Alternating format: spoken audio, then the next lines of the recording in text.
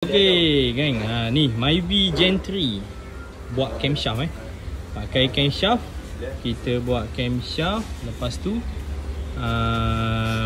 ni high cam dengan valve spring. Valve spring kita pakai yang custom ni Toda Samurai. Okay, so bila dah kita buat fully lift, dia naik dalam 1.2 mm lift, extra lift. Tapi dia punya valve spring ni dah racing punya. Nampak tu, gap dia masih lagi besar.